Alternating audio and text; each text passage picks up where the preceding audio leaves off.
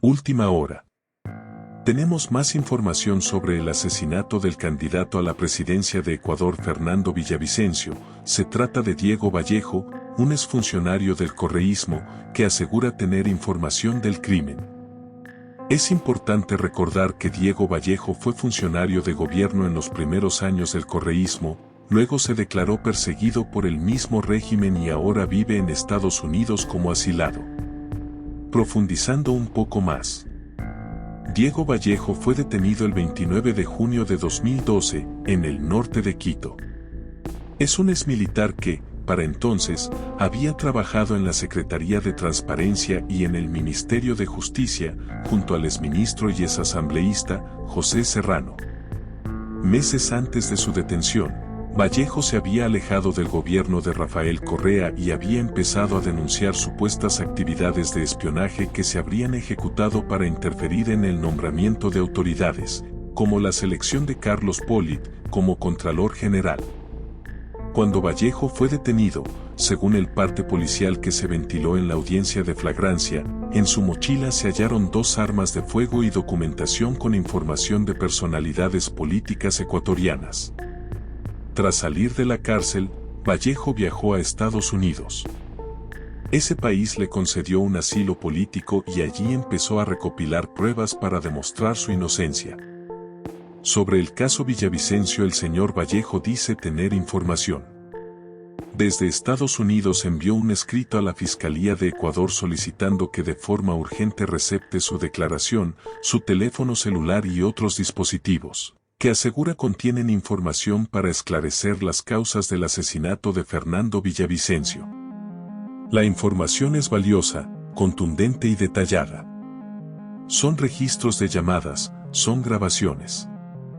Prácticamente, estarían demostrando que existieron seguimientos antes de la muerte de Fernando Villavicencio por parte de estos individuos, dijo a un canal de televisión ecuatoriano. Él ofrece revelar nombres y más detalles sobre el caso. Ofrece revelar nombres y más detalles luego de rendir su versión. Necesito dar la declaración para que puedan entender cómo se han ido desarrollando estos seguimientos a Fernando. Esto fue planificado al más alto nivel, sostuvo. Vallejo espera instrucciones de la Fiscalía para la entrega de los equipos y sugiere aprovechar la cooperación que presta el FBI, en este caso, para coordinar acciones en Estados Unidos. Excorreísta asegura tener información del caso Villavicencio y mandó un escrito a la Fiscalía de Ecuador pidiendo de manera urgente recepte su declaración, su celular y otros dispositivos, que asegura tienen información para aclarar los motivos del asesinato de Fernando Villavicencio. Es valiosa, contundente y detallada la información. Son registros de llamadas, son grabaciones, prácticamente estarían demostrando que existieron seguimientos antes de la muerte de Fernando Villavicencio por parte de estos individuos. Necesito dar la versión de los acontecimientos para que puedan entender de cómo es que se ha ido desarrollando estos seguimientos a Fernando Villavicencio. Esto fue planificado al más alto nivel. Pescadores del Ecuador aseguran que a diario se registran robos y extorsiones en el Golfo de Guayaquil. Ante este hecho, la mayoría de casos no son denunciados por miedo a represalias. En lo que va del 2023 se han presentado apenas 13 denuncias. Fue en abril cuando 9 empleados de una camaronera fueron atacados por delincuentes armados cuando se dirigían de Guayaquil a la isla Puná. Casos como este se repiten a diario en el Golfo de Guayaquil, sobre todo al sur de la isla Puná, que es considerada la zona más conflictiva. Los actos delictivos más comunes a pescadores artesanales son robo de motores de embarcaciones y vacunas. Las extorsiones oscilan entre los $500 y $2,000. Nosotros del mes pasado tenemos 36 motores se llevaron y aparte de eso se llevan a los pescadores. En lo que va del 2023 existen 16 denuncias presentadas y en 2022 hubo 11 denuncias, aunque desde la Capitanía de Puerto de Pozorja reconocen que hay más casos. Sin embargo, las denuncias nunca se presentan ni se plasman ni en Fiscalía ni en la Capitanía de Puerto. aducen que es por miedo a represalias o porque simplemente han recuperado su motor. A pesar de los constantes robos, actualmente existen 3 lanchas de patrullaje que realizan los operativos en el Golfo de Guayaquil, además de una unidad mayor de guardacostas en Pozorja. Y aquí surge la interrogante, ¿estas embarcaciones realmente son suficientes para poder patrullar los 200 kilómetros de extensión que posee el Golfo de Guayaquil? Usted conoce cuál es la proporción de mar versus tierra, que es 5 veces mayor a la terrestre, y actualmente con los medios que tenemos estamos tratando de optimizar para mantener el control marítimo de alguna manera. Teniendo en consideración que una lancha tarda aproximadamente 5 horas en recorrer 200 kilómetros de extensión. Desde la Federación Nacional de Cooperativas Pesqueras Artesanales del Ecuador se asegura haber dialogado con el Ministerio del Interior para pedir acciones concretas y evitar el robo a pescadores artesanales, pero la respuesta no fue favorable. Cuando le pedí apoyo para el sector pesquero artesanal, lo que me supo decir que la situación en el país está difícil. Por lo tanto, la esperanza está en el nuevo gobierno, se asegura desde FENACOPEC. Al menos 15 asesinatos se registraron en las últimas 24 horas en Guayaquil y Durán. En lo que va del 2023, la cifra de muertes violentas supera los 1.500 casos en la zona 8. Uno de los últimos asesinatos en Guayaquil ocurrió en horas de la tarde de este jueves, en el centro de la ciudad y en una de sus calles más transitadas. 5 sujetos a pie interceptaron un taxi, sacaron sus armas y empezaron a disparar. Como resultado, uno de los ocupantes del vehículo murió y los otros 2 resultaron heridos, entre ellos una mujer con un niño recién nacido en brazos. Y a la señora antes no le tocó, traía un bebé de recién nacido. Horas más tarde, otros 5 asesinatos se registraron en varios sectores del noroeste de Guayaquil y en el sur de la ciudad 2 hombres murieron tras recibir más de una decena de disparos. Mientras esto ocurría en el puerto principal en Durán, criminalística tampoco paró. En la cooperativa Oramas González, el cuerpo de una persona fue encontrado ensacado e incinerado.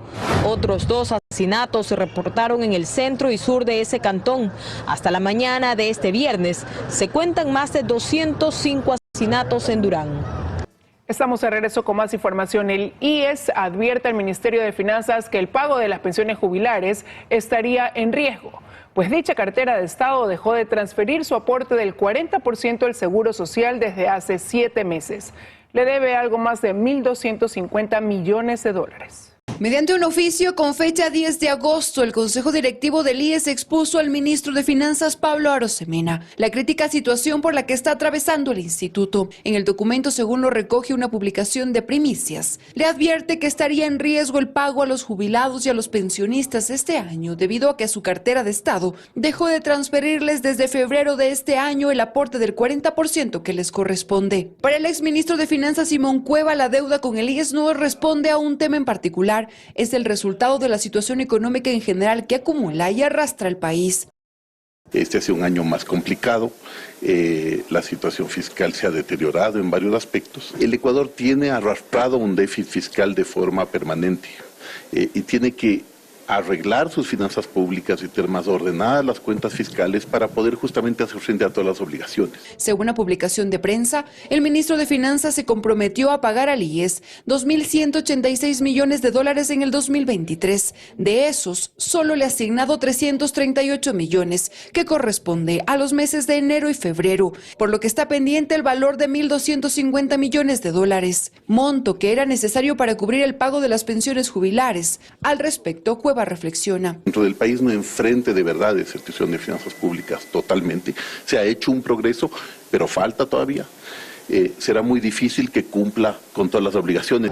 Sin embargo, hasta ahora el IES ha cumplido con sus jubilados. ¿Pero cómo lo ha hecho? Para sumar liquidez se ha visto obligado a desinvertir, es decir, tomar sus ahorros que tiene con el BIES. Por ejemplo, hasta junio de este año el IES ya sacó 100 millones de dólares. En septiembre ese valor subió a 480 millones y para cubrir los valores el resto del año deberá tomar otros 880 millones. Y es preocupante que esta dinámica continúe, porque en algún momento, si persisten estos incumplimientos del Estado, pues lamentablemente esa reserva podría eventualmente llegar a agotarse. y los ingresos por aportes no son suficientes para poder financiar las prestaciones. Con el retiro de estos fondos, el IES explica al Ministerio de Finanzas, se vuelve insostenible el fondo de pensiones. A esto hay que sumarle la deuda histórica que el Estado ecuatoriano mantiene con el Seguro Social, que llega ya a los 12.518 millones de dólares. Quito es la ciudad con mayor índice de desempleo en el país. En el primer trimestre de este año registró un índice de 7,8%. Expertos sostienen que responde a la migración interna y a la falta de dinamismo económico. Ellos son parte de las 5,000 personas que acudieron la semana pasada a una de las ferias de empleo organizadas por Conquito, en donde se ofertaron apenas 900 plazas de trabajo. Quito es la ciudad con mayor índice de desempleo a nivel nacional. En el segundo trimestre de este año, la cifra alcanzó el 7,8%, mientras que en Guayaquil el desempleo fue del 3,7% y en Cuenca 4,1%. Expertos explican que entre las razones de estas cifras están la migración hacia la capital, tanto de extranjeros como de ecuatorianos que abandonan sus provincias en busca de oportunidades en Quito, así como la reducción de plazas en el sector público y la falta de dinamismo económico. Desde hace unos 6 años, el sector público ya no ha podido generar empleo, porque Quito se asocia más a un comercio interno y eso no le ayuda a recuperar más rápidamente, digamos, la economía. Desde la Corporación de Promoción Económica Conquito explican que se está trabajando en promocionar actividades para impulsar el empleo. Eventos de concertación empresarial como ferias de empleo. Adicional a esto también tenemos la Bolsa Metropolitana de Empleo, que es un servicio totalmente gratuito para la ciudadanía, donde los buscadores de empleo pueden poner sus hojas de vida. Así como capacitaciones para mejorar los perfiles de quienes buscan trabajo. Tenemos algunos talleres en cómo generar su hoja de vida, en temáticas como Excel, como TIC. Vicente Albornoz, decano de la Facultad de Economía de la UDLA, apunta a que el desempleo y el empleo no adecuado, que sostiene es aún más preocupante, se incrementarán en los próximos meses. El Consejo Cantonal de Guayaquil autorizó la suscripción de varios convenios para la ejecución de proyectos en temas ambientales, protección e inclusión social, generación de comunidad, deporte y cultura. A pesar de que es público, ¿no? Que tenemos un déficit presupuestario en contra de casi 100 millones de dólares, este Consejo Municipal, esta administración, no deja de lado lo social. Así que estos convenios se están honrando, hay algunos nuevos, otros se están respetando. Así que, señores concejales, a consideración. La ejecución del plan de fortalecimiento a la Policía Nacional avanza lentamente. Esta mañana, por ejemplo, el gobierno entregó 20 camionetas básicas a la Policía Judicial que serán trasladadas a todas las ciudades del país. A paso lento y de a poco, después de 2 años de ofrecimiento, se va ejecutando el plan de fortalecimiento a la institución policial, que este jueves recibió por parte del gobierno 20 camionetas básicas 4x2, que serán distribuidas a la mayoría de provincias del país. Los recursos nunca son suficientes, sobre todo cuando estamos enfrentando el crimen organizado que tiene dinero, presupuestos, tienen armamento.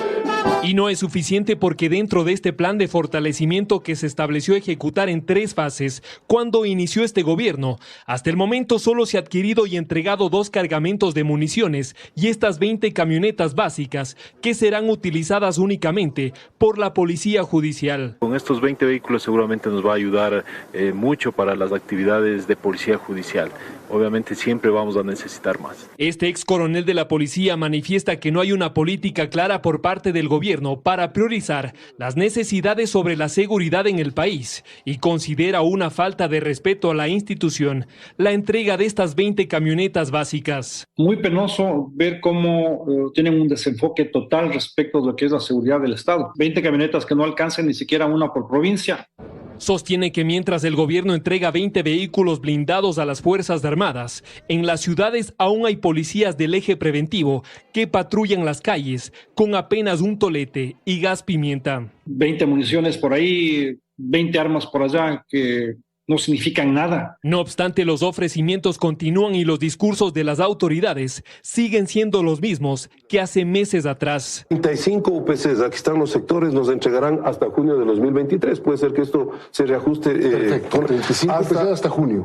Hasta el 10 de agosto, 10 más, perdón, hasta agosto, 10 más, y a finales de diciembre se entregarán el 100%. Recientes hechos de violencia en zonas cercanas a instituciones educativas han provocado la inasistencia a clases por parte de los alumnos. La crisis de inseguridad que se vive en el Cantón Durán obliga a las autoridades a tomar acciones a nivel nacional, algunas de las cuales podrían ser insuficientes. Violencia generada cerca de las escuelas y colegios, niños huyendo de las balas y expuestos a riñas ajenas, parecen motivo suficiente para que algunas escuelas y colegios hayan optado por regresar a clases virtuales. El Cantón Durán en Guayas ha sido el epicentro de la violencia, con registros policiales de hasta 17 asesinatos en una semana. En estas condiciones, la decisión de dar clases virtuales no solo ha sido de las autoridades del cantón. Muchos padres de familia prefieren que sus hijos se queden en casa. Se calcula que más del 70% de los estudiantes dejaron de asistir a clase. Pero la virtualidad no es una alternativa aceptada desde el Ministerio de Educación. La ministra María Brown tiene sus razones. La institución educativa sigue siendo el espacio más seguro. Los estudiantes han sido víctimas de este tipo de hechos execrables. Es en los traslados en la vía pública principalmente. Y para sortear esta crisis, la ministra ha anunciado que a nivel nacional se contratará seguridad privada para las escuelas, que los patrullajes serán intensificados en 1000 planteles. En muchas ocasiones en estas comunidades, al ir a clases virtuales, los niños, niñas y adolescentes permanecen sin supervisión en la jornada escolar, dejan sus casas, están en las calles y son más fácil presa o para ser víctima de violencia o incluso de reclutamiento. Si bien los eventos de violencia no se han registrado al interior de los establecimientos, ¿cómo pensar en que una escuela es segura para los niños y jóvenes? Para el analista Fernando Carrión, la crisis de seguridad del sector educativo en el país tiene varios orígenes y quizá algunas soluciones que no se están planteando. Los alrededores de los establecimientos educativos, llámense colegios, escuelas o universidades, tienen una incidencia muy clara respecto de algunos de los hechos que generan violencia en esas zonas. Y eso es manejado principalmente por los municipios. Que tampoco el llamado Plan Escuela Segura será suficiente mientras no se ataque las estructuras de la delincuencia organizada. Nosotros sabemos perfectamente bien que a la entrada de los recintos educativos ocurren dos cosas. Uno, la venta de drogas, y la segunda es el robo o el hurto de teléfonos celulares. Hasta tanto, policía, fuerzas armadas y seguridad privada deberán garantizar que niños y jóvenes de miles de escuelas en el país estén seguros en el lugar que jamás debió ser un peligro.